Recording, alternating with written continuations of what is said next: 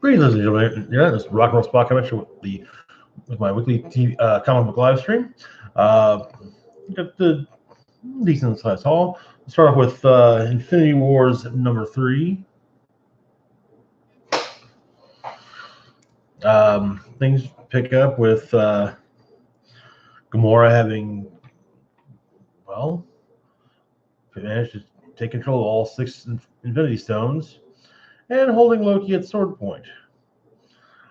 He persists. He immediately begins begging for his life.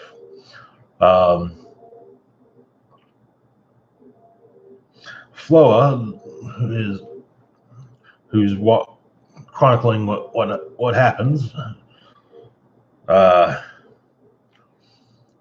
makes light of this and is quickly reminded by Loki that if Requiem were to kill him, she's probably next. Well, and Floa retorts that at least one of them will have died. Will face their end like a man. Not referring, of course, to Loki.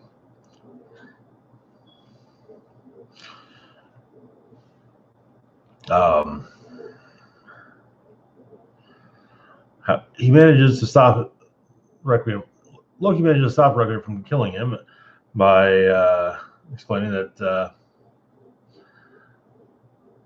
what's going on in this reality is happening in others as well, and in other ways,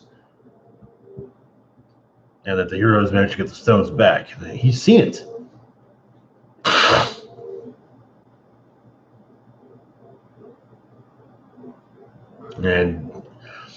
And so Gamora now learns of the quarry creation, and she's still hearing hallucinating Thanos.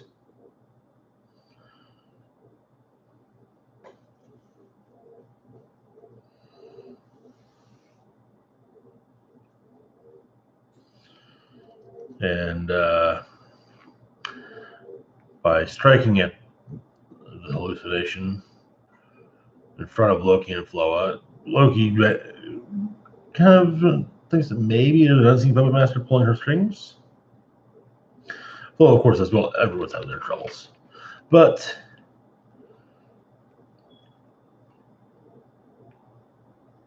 apparently somebody else's Requiem in another universe, in the next universe over, and Thanos is not dead.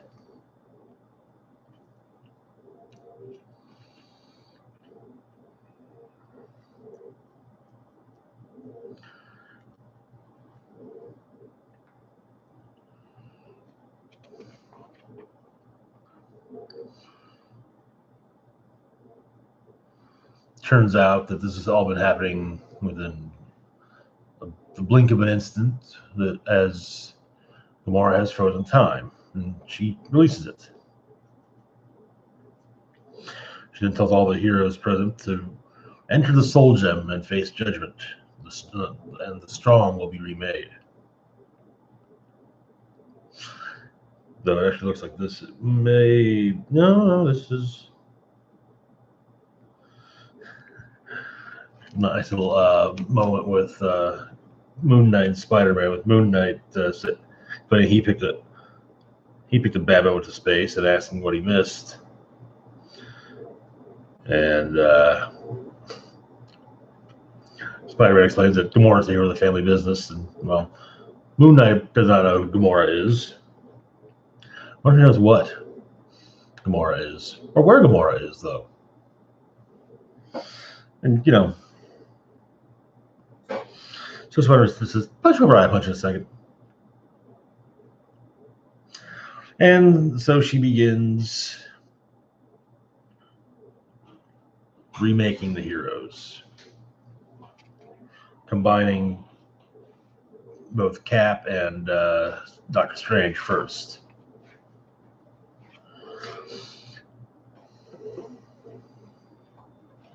Once again, the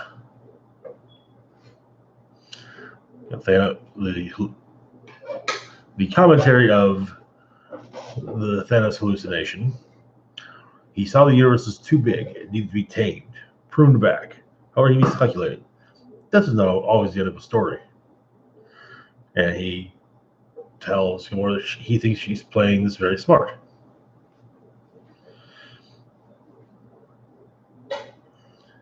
And she explains that she doesn't care what he thinks, that she's not him and he's not even there. Of course, this is in front of Loki and Flo, who's like, should Crazy really have all this power?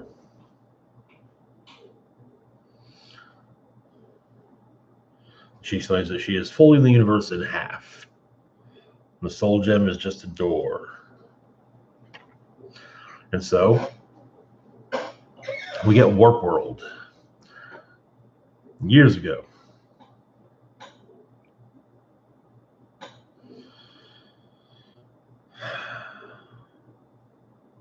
Turns out that in Warp World, Professor Erskine was a woman, and her super soldier serum was actually a fraud. Turns out she was a mystic. And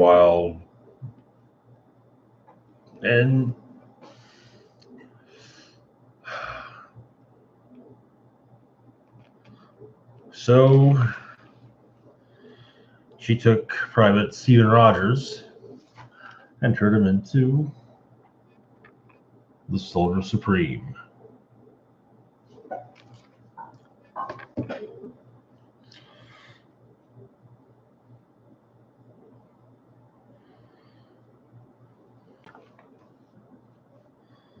Of course, this is not what Gamora intended.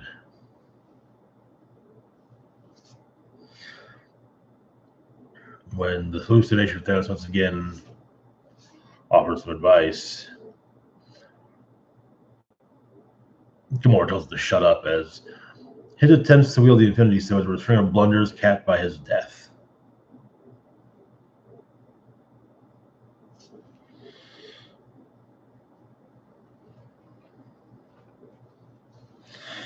And Loki says, before she does anything rash, consider that most of the interesting life in the universe is created by accident, and you just created an entirely new universe. Plus, being a god, not so bad.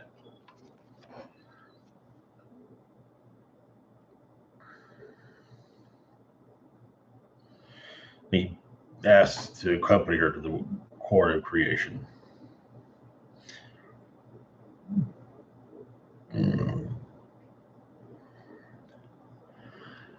And initially it seems that Gamora is going to fuse Loki and Floa. Instead, she simply sends Loki away to Warp World. And at the same time, we get to see some of the warps. We've got Iron Hammer, Tony Stark plus Thor. My liver is damaged just thinking about it. Weapon Hex, Ghost Panther, Arachnite, the aforementioned Sword Supreme. There's also Wolverine warp show, no name is given. We'll get back to the Wolverine one.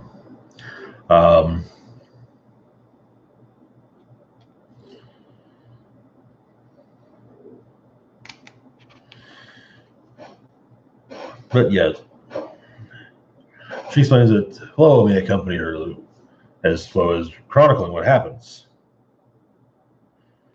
Doing so because she's always wanted to write a book.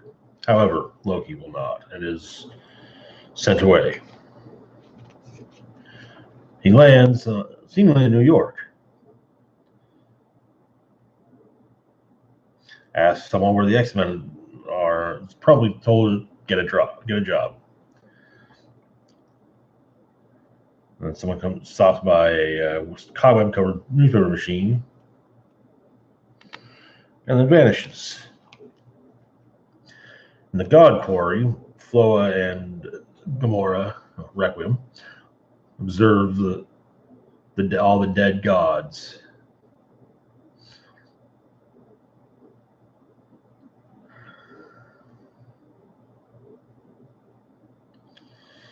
And we get a quick recap about the Soul Gem, that Devondra lives at the heart of the Soul World. She's the reason the Soul Gem was always hungered. and her belly is filled, she will create a new branch of reality. Not until she learns the secrets of the god quarry.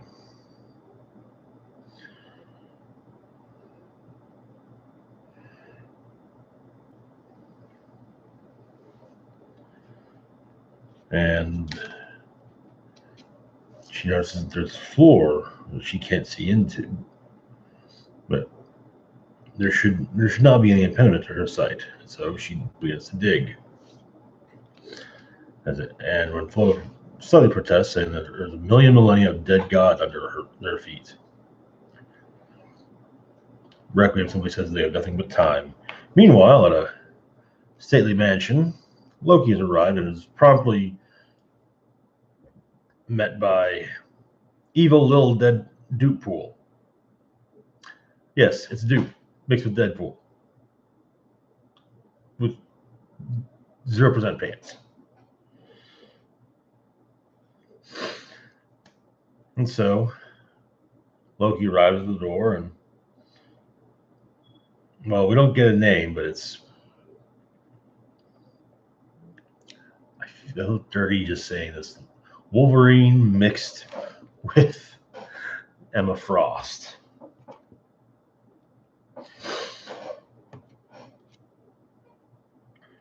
Who explains that first explains to Loki that whatever Loki's selling, they're not interested. And when Loki makes a few remarks about who he is, this warp of Wolverine and Emma says that he can't abide rudeness. Pops a claw, stabs Loki in the shoulder with it. He says he's telling the truth, and with the claw in there, so Logan Frost, I guess. He's like, okay, yeah, he is telling the truth. And then slams the door in his face. Over Loki pound on the door saying, if his world goes, so does this one, and they need to find Adam Warlock, or we're all doomed. That is where the issue ends. Oh crap! Looks like I have to get there. So let's see after all.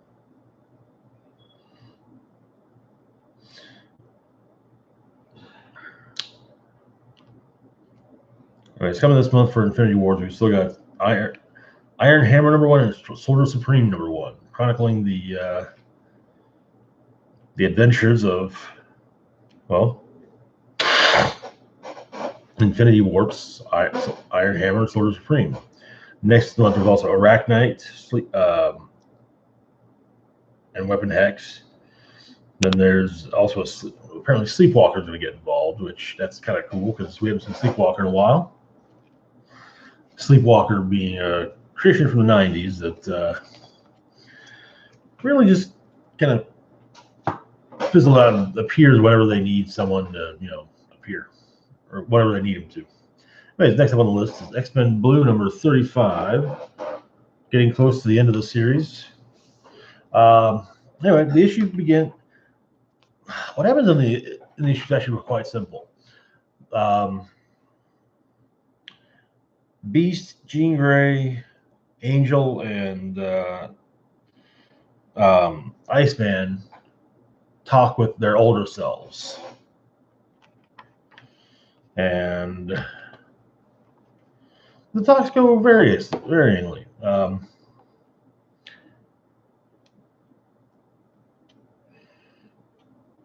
The Jeans have coffee in Italy together.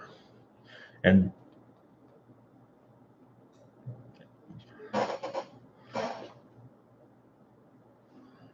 we found out that Jean has decided that the future X-Men cannot stay here. Then we get to look at the future where a group of Silver Surfers have arrived on Earth with Galactus in tow. Apparently,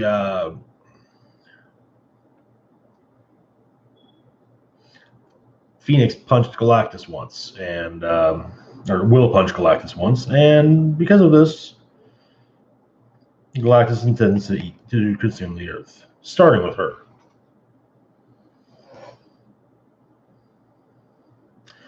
With the two beasts, we get modern beast explaining that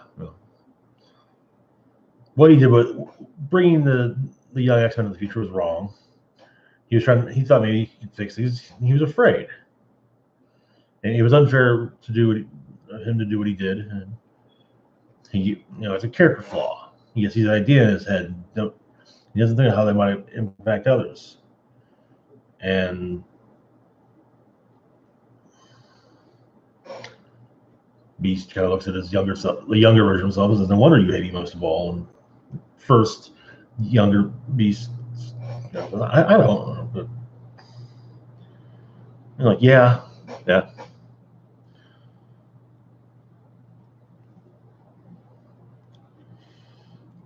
We go into why Beast got into magic. He thought he needed it to keep up with, with modern Beast. But it's all behind him now. Our future glimpse here is future Beast fighting magic in Limbo. There are armies of demons trying to tear it apart. But it turns out he isn't in control. His Goblin Queen is.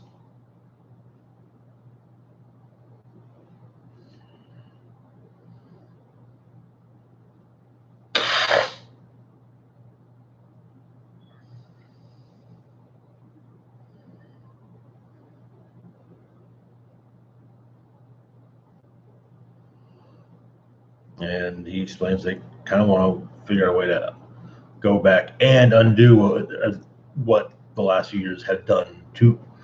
Last few years of real time have done to them.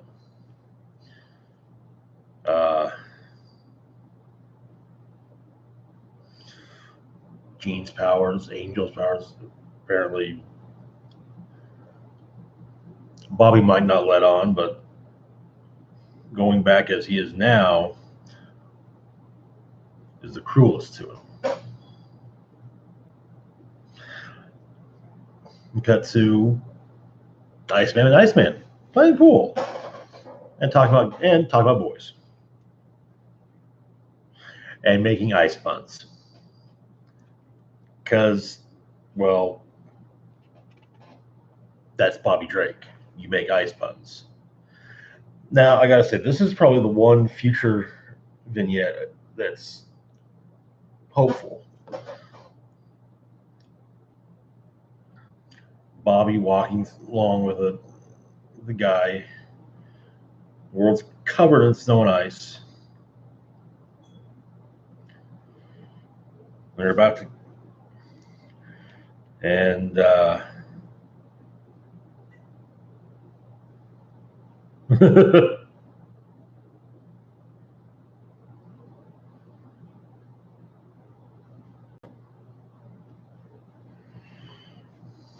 it's actually it's a really cute moment with him.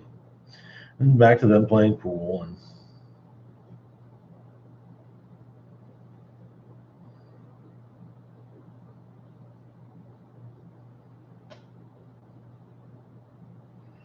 they kind of discuss Bobby going back, young Bobby going back as he is now, and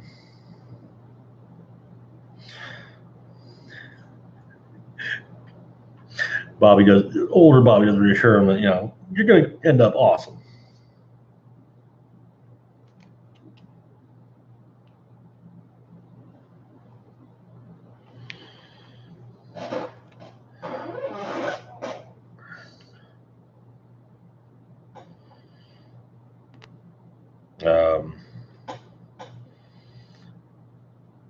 The Angel one, it's in Tibet. And the future vignette is Young Angel versus Dark Angel. Apparently, younger Angel is able to manifest a sort of cosmic energy, which he uses to kill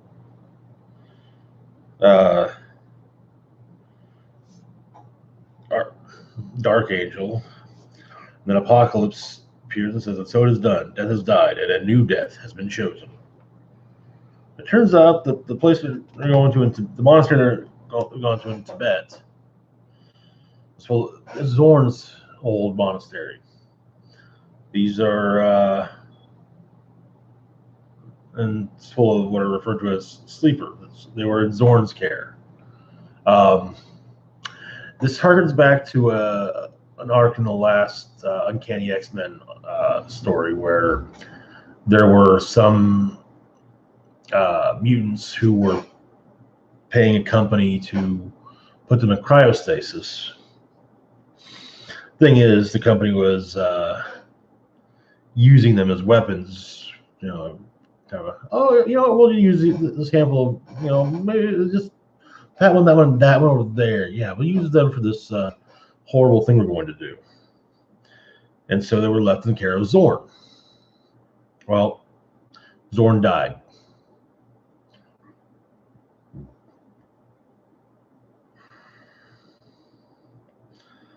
And they were placed in the care of Warren.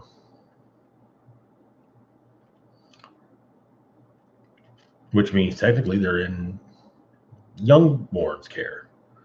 And he says, he can't watch out for them. He's not staying. And even if he were, being some sort of mutant guardian, it's always been more of Scott's gig. Now, this is when we actually get an idea of when this story takes place. Anyways, cut to Muir Island.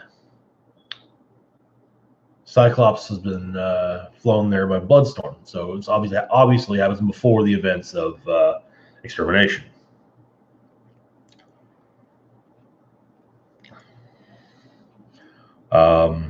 They talk a bit. But he does like the company, as long as it's not weirding her out or anything. She's the vampire doppelganger of a storm goddess from this reality. It'll take much more than what Scott's about to do to weird him out. He says it must be nice. Because he can't seem to get used to it. But here he is. Well, as it goes, I can't seem to get used to it, but here I am. I know this is supposed to be about getting some sort of closure, but that's not how it works for me. I'm not saying goodbye. I'm looking at the future, and it's a future without me in it, which he's saying to the headstone of Scott Summers. And so this is to be concluded. Now, there have been some things pop up. First, let us know that one way or the other, after Extermination is over, the story with the time-displaced X-Men is over.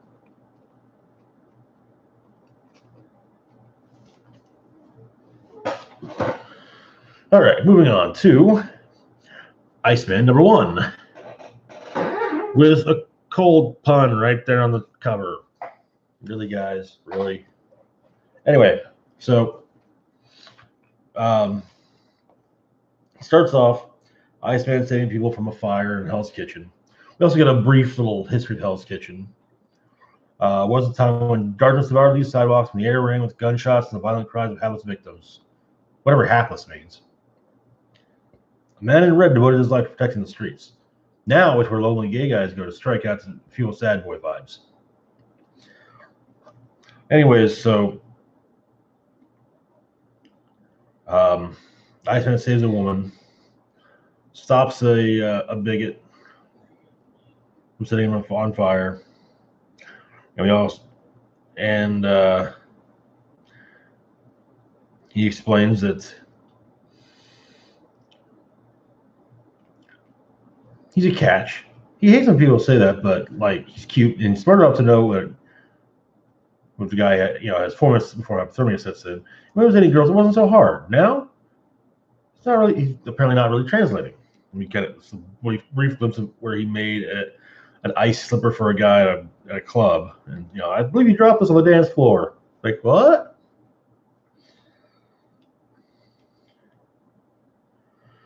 And just as the woman's about to say, hey, if you save men from burning buildings, you should be there should be a problem with it. Then he finds a tag that mentioned Morlocks. Cut to the next day. It turns out that Bobby has put meditation into what he can do, and he's also working on the whole ice golem thing a lot more. So apparently his students wanted danger room time. He wanted them to learn teamwork. So, but he explains he can manage the golem and meditate on his powers. So he sends an ice golem against them, and yeah. But then he shows Kitty the missing poster, and asks for a squad to help back him up. Well,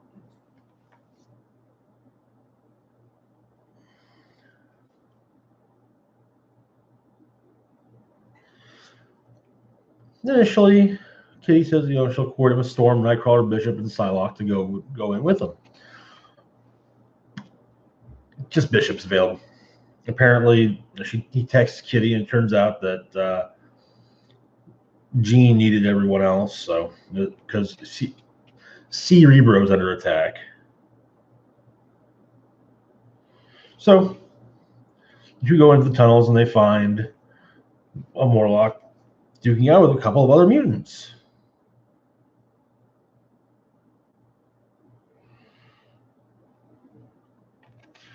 And Iceman steps in, and Bishop. Turns out that these two figure that the mutant population is better off without Morlocks. Apparently they're part of a group of mutants that are 13 on the dark web, 13 strong.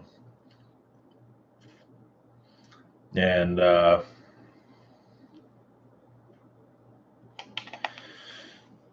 so they're basically going after the Morlocks. The idea being that if mutants look more like regular people, if you don't have this group of mutants that don't look anything like normal people will be much more accepting of mutants. Well,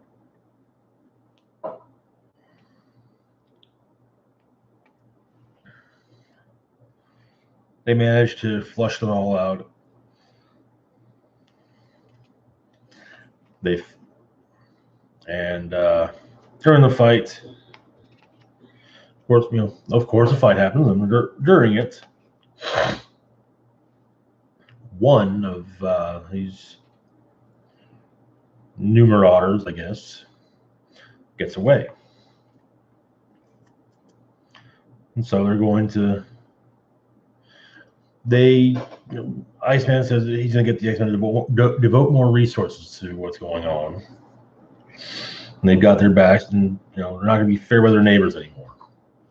Anyways, the one who got away returns to a lab and explains that the group was beaten.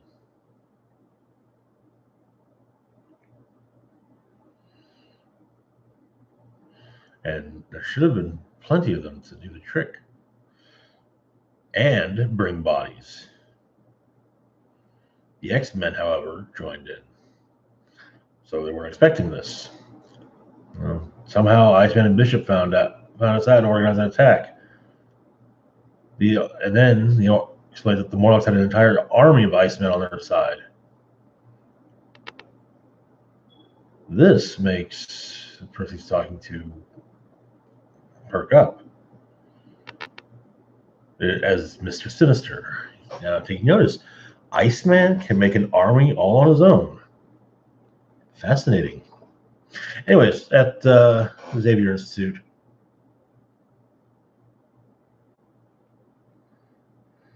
and Bobby's kind of pissed.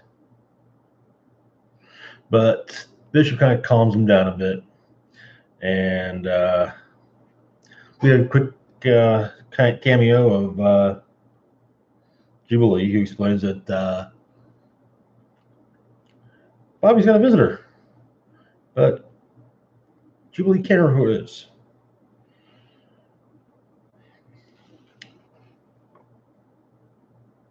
That would be because it is Emma Frost. Well, it's not stated clearly, but yeah, pretty sure that Emma wiped Jubilee's memory a bit. Hey, you're just gonna forget I'm here, but do tell Bobby to come see. He has a visitor when next time as soon as you see him. Which is actually kind of neat, as they do have an interesting history. Anyways, moving on to X-23 number 4. Where we left off, the Cuckoo's experiment was starting to work out, and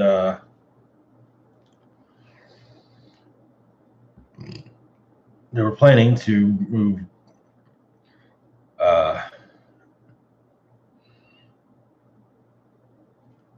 the consciousness of one of the thought to believe dead cuckoos into Gabby's body.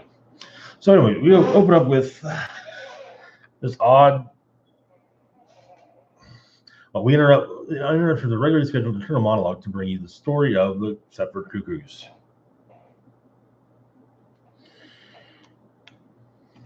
As explained to Gabby. Meanwhile, back in the real world, Laura's trying to save Gabby. One of the Cuckoos realizes something is wrong, and Phoebe leaves to cut the power. The energy being given off by the machine is cutting apart the X-23's, destroying her costume, tearing her body apart, and then it explodes, and that Esme has been put into the body of Gabby.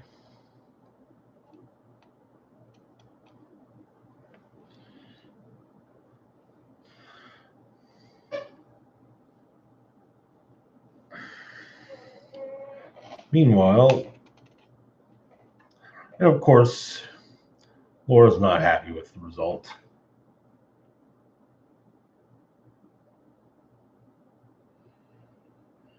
Esme sends Mindy to find out whether or not X-23 is dead or not.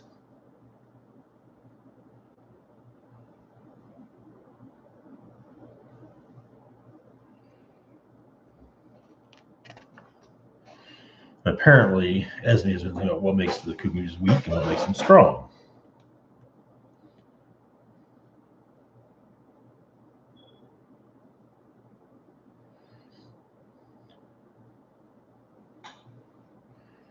Explains they must be united to be strong. As long as the Cuckoos are all one, they will share her strength, but she will not tolerate weakness.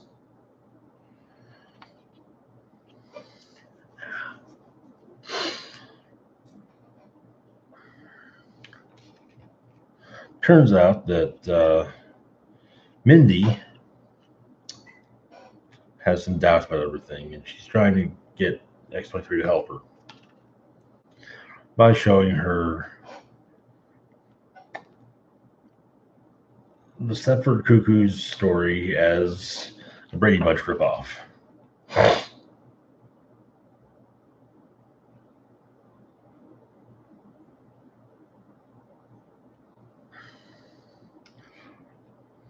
So apparently it's not Mindy, but Sophie did.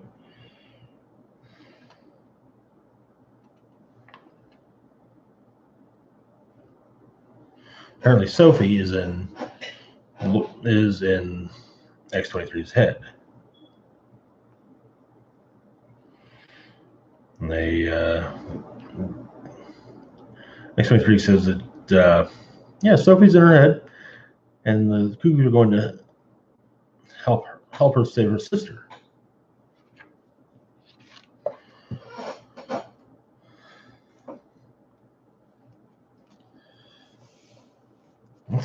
This is definitely an odd story so far.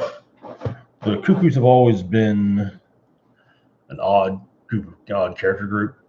But yeah. Anyways, moving on to Old Man Logan number 47. All right, so where we left off, Logan and Alpha Flight were up in Nova Scotia fighting some vine monster thing. It damages the ship while Guardian tries stopping it. The team does what they can, and the Guardian is it, or Shaman is it when he gets hit by it, briefly sees what it is. Apparently, this planet was invaded, and in defense, it latched onto one of the ships, the ship that crashed in the harbor. And it's not trying to be, it's not something evil. It's just it's lost and confused and lashing out. But Logan says, I get that, I do, but it's hurting people. So, but yeah, they realize that fire definitely hurts it. So, yeah. Logan basically sets himself and the vine thing on fire.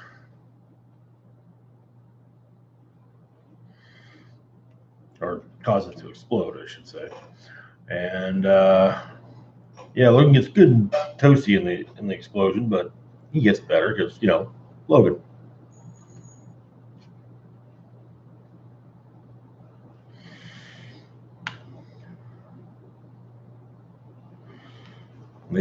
Anyways, the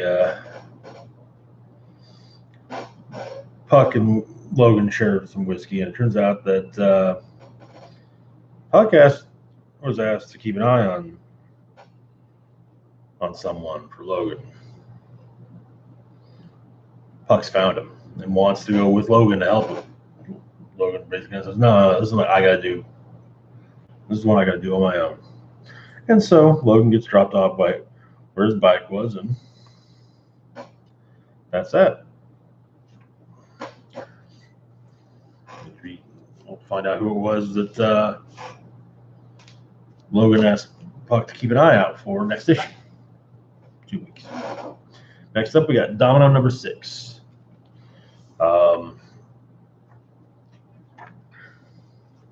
On the riverboat that Domino now has.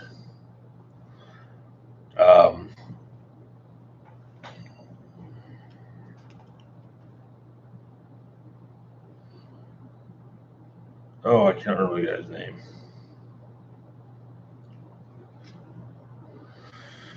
The cook, and there's some disagreement. There's some disagreement between the staff members as to how things are cooked. It turns out one of the staff members is a bit more than he appears. He is actually that. Leading to the cook running and jumping off the boat. And at West Kendall Baptist Hospital, Outlaw wheels in Diamondback.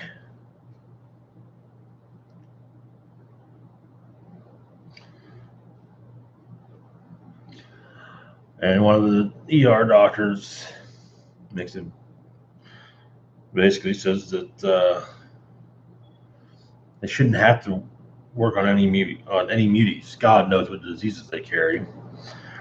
And Outlaw quickly says, see, it's real funny because she's not a mutant, but I am.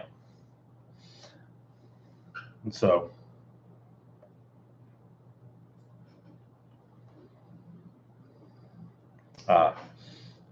Adalbert, that's the guy's name.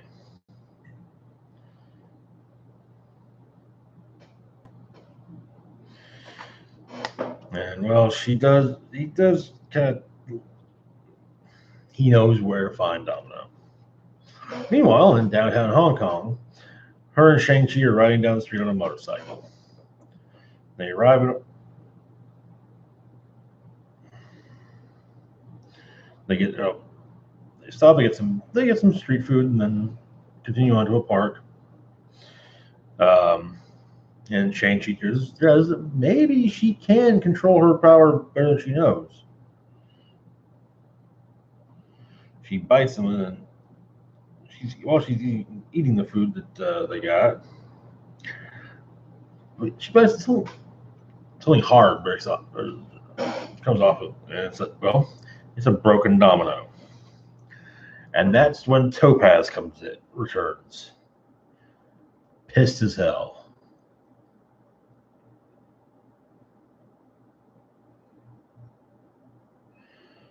And Dom, asks, asks her where her cougar boyfriend is. She putting flame decals on his walker? And Topaz promptly explains that no. His name is Desmond, and he's dead. The only person he loved in her entire life is dead.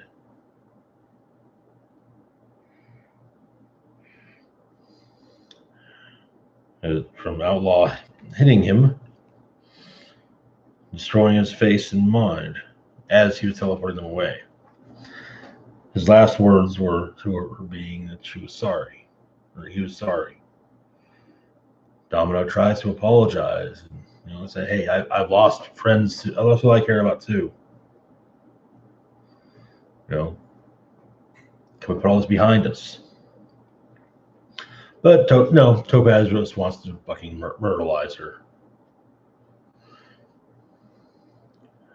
And so Domino knocks Shang-Chi out. The two go head to head. And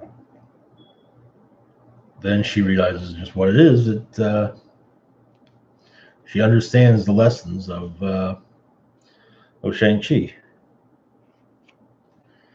And she beats the holy hell out of her. Staying out of Topaz, keeping focused, and she says during this she explains that she's not a superhero. She's a Disney princess. Everyone in the kingdom loves her. She has a furry animal friend. She just needs a wish song.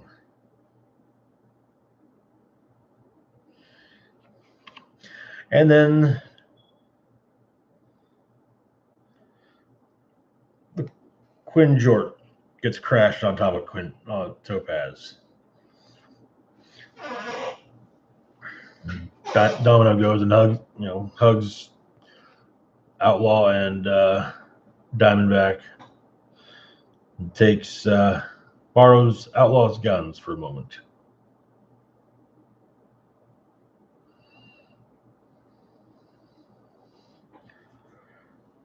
Shang-Chi pleads with her to, let her go.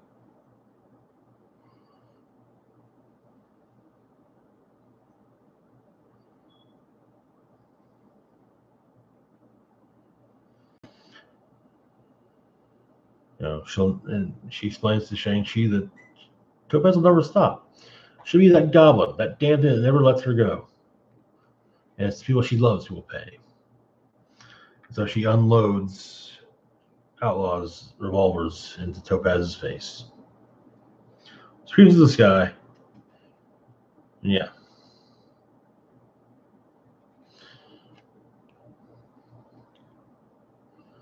And Shang-Chi basically explained to her that he would no longer train her.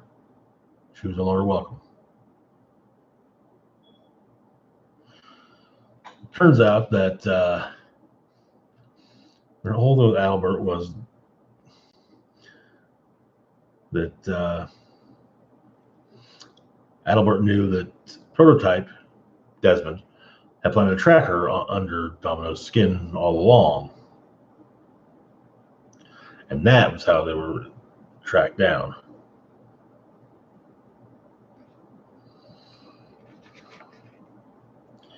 And so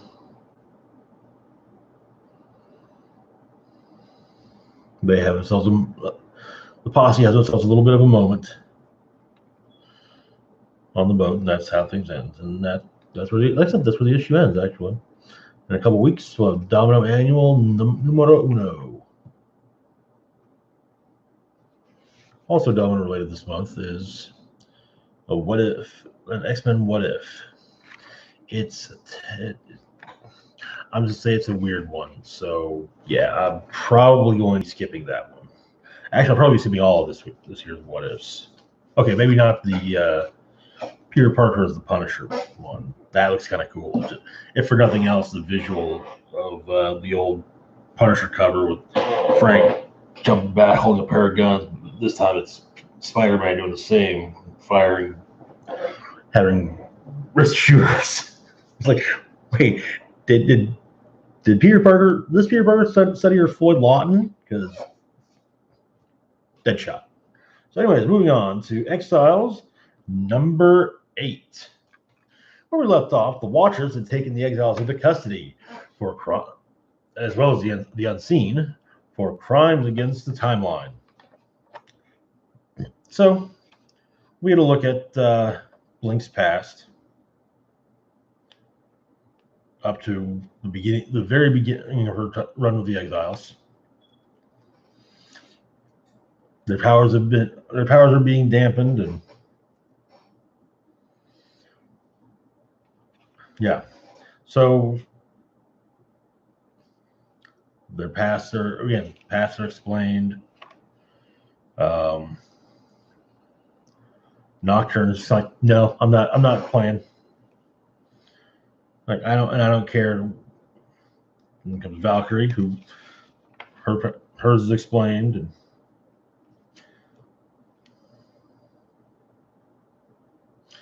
she's still pissed about the death of her horse, Elendil, which, hey, she rightly should be. Then Iron Lad's past has gone into, and Wolvie's. And their accomplices are brought in. And accomplices, why it's Captain America, Sharon Carter, and Becky, her sidekick. And we learn Sharon Cap's origin. She was a soldier, and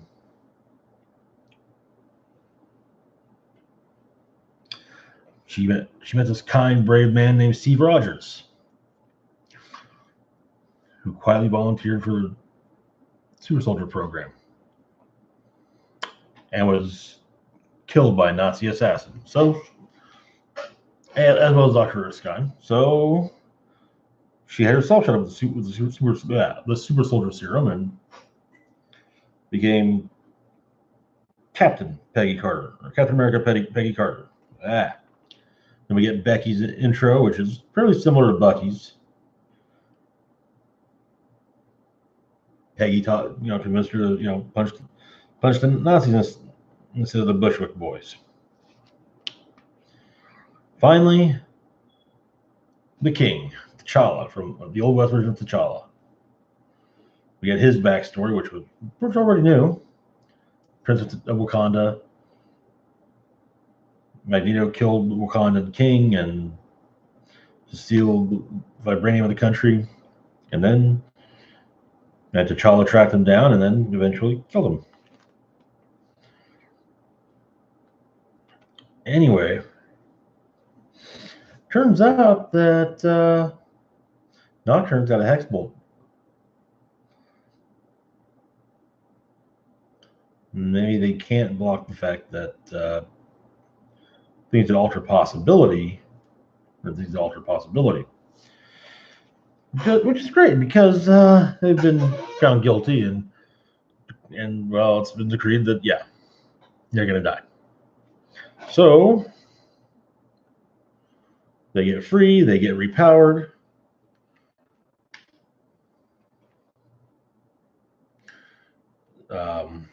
Blink puts the Talos back on, and they're all shifted away to the tales of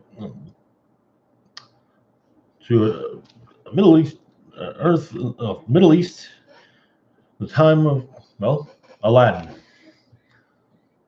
and we'll be getting next issue is the Exiles of Arabian Nights. Okay, seems interesting. It's Exiles, I'm in. So, anyways, so that's it for this week. Later on, well, technically today, I'm going to be doing up my video for my review of Predators. Well, my retro review of it, and I can take another nap and take some notes on the movie itself. After that, probably going to have the next thing we'll do will probably be a building a team on Saturday and actual review of the Predator on Sunday.